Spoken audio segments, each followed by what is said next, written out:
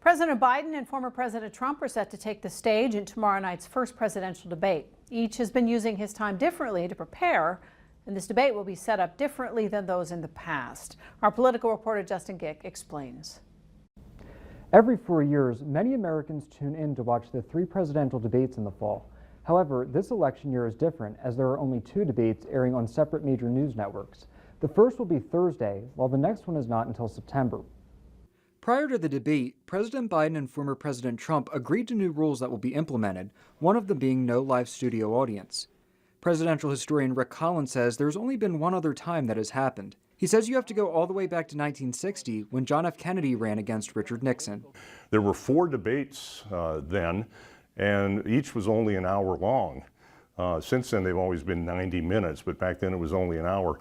And there were a panel of like 3 journalists and a moderator in the studio for each of those 4 debates, but they had no audience other than that.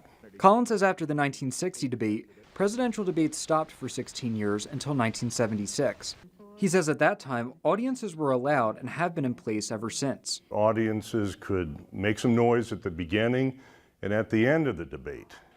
And of course, that's deteriorated over the years, where last several debates there have been cheers and boos and whatever throughout the debates. And that became very irritating to an awful lot of people. The other major change this time is that microphones can be muted if either candidate speaks after their time is up. Muted mics when they're not answering, that's never been done before in a presidential debate. Now, that hasn't really been an issue until the Trump-Biden and Trump-Clinton debates of 2020 and 2016, when there was a lot of talking over each other. Many Americans will be tuning into this debate, and Collins says the top 3 from the past that were most watched were in 1980, the only one between Ronald Reagan and Jimmy Carter, 2016 between Donald Trump and Hillary Clinton, and in 2020, the first Joe Biden and Donald Trump debate. Although some debates attract a lot of viewers, the question is whether they really make a difference. There are studies that show in a couple of cases they did make a difference. In most of the other ones, studies show that most people have had their mind made up when they tune in for these presidential debates. It can be some shifting.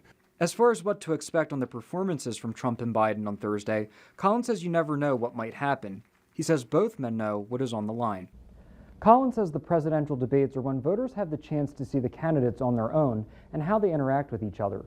He says this is something you're never going to be able to see throughout the rest of a campaign.